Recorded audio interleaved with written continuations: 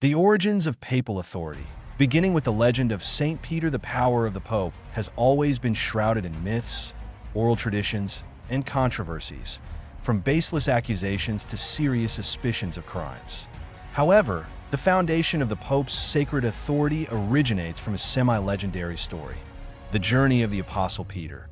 According to popular tradition, around 42 AD, after escaping prison in Jerusalem, St. Peter arrived in Rome. There, he led the early Christian community and was later executed under Emperor Nero during a wave of persecution. From Peter, the line of bishops of Rome began, and these bishops eventually became the heads of the Catholic Church, bearing the title Pope. Initially, Christian communities were scattered and independent, each overseen by a bishop. The title bishop comes from the Greek word meaning overseer. Bishops not only provided spiritual guidance, but also managed community affairs, resolved disputes, and represented their people. They were assisted by priests and deacons. From these humble beginnings, a great power emerged, one that would shape European history for centuries, by the late 3rd century. While Christian communities remained fragmented and autonomous, 5 bishops gained greater influence. Those of Rome, Constantinople, Alexandria, Antioch, and Jerusalem. These figures led believers not only spiritually, but also served as local leaders on religious and social matters. However, due to geographical dispersion and lack of central organization, each region interpreted doctrine differently. These disagreements led to numerous disputes, as each community claimed its interpretation as orthodox, labeling others as heretical.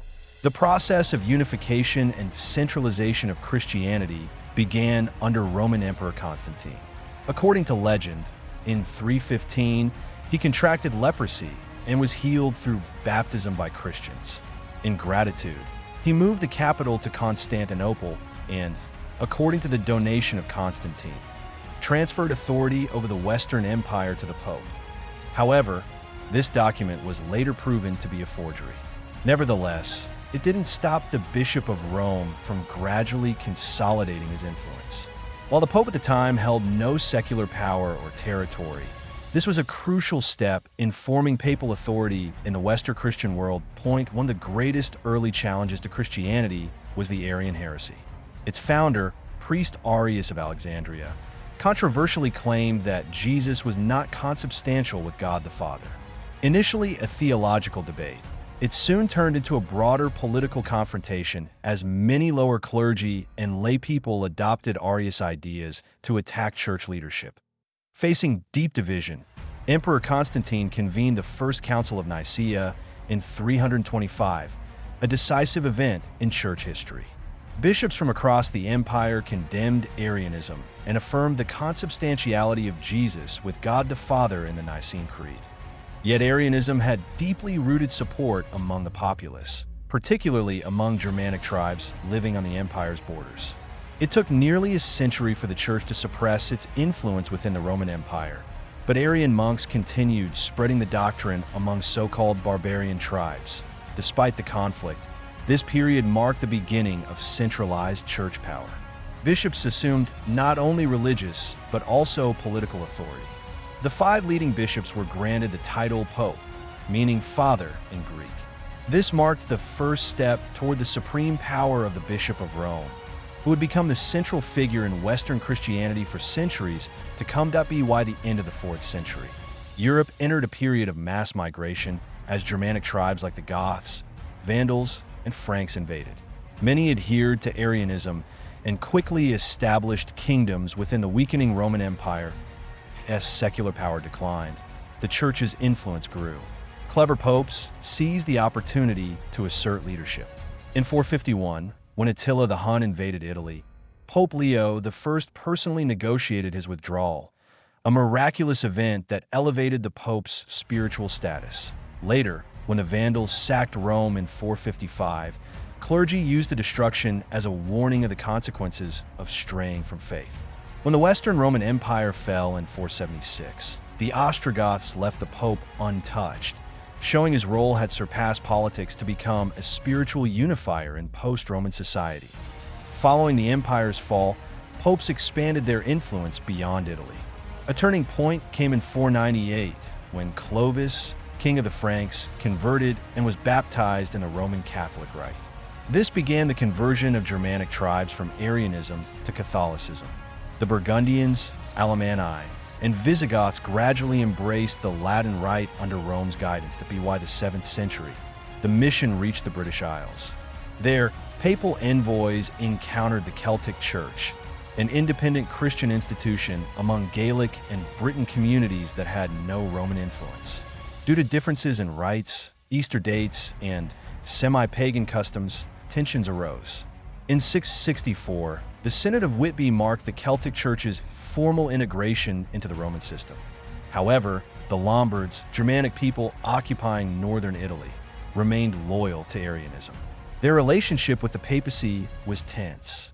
In 753, after they captured Ravenna and threatened Rome, Pope Stephen II personally sought help from Pepin the Short, king of the Franks. In return, the Pope legitimized Pepin's kingship. Pepin defeated the Lombards and granted the reclaimed land to the Pope, forming the Papal States, the first time the Pope held true secular sovereignty. From the 8th to 9th centuries, thanks to Pepin's donation, popes were not only religious leaders, but also heads of an independent state. Holding both spiritual and secular power made the papacy an attractive target for clerics and nobles alike.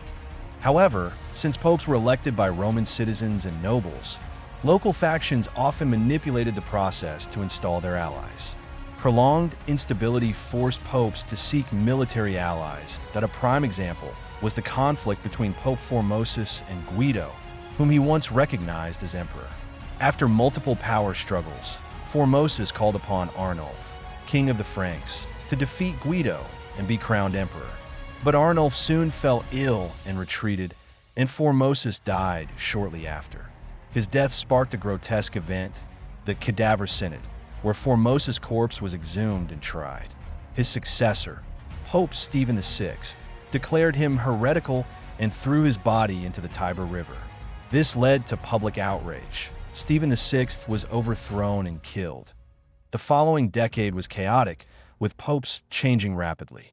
The Tusculum family rose to power, dominating Roman politics and placing relatives, sometimes even illegitimate sons, on the papal throne.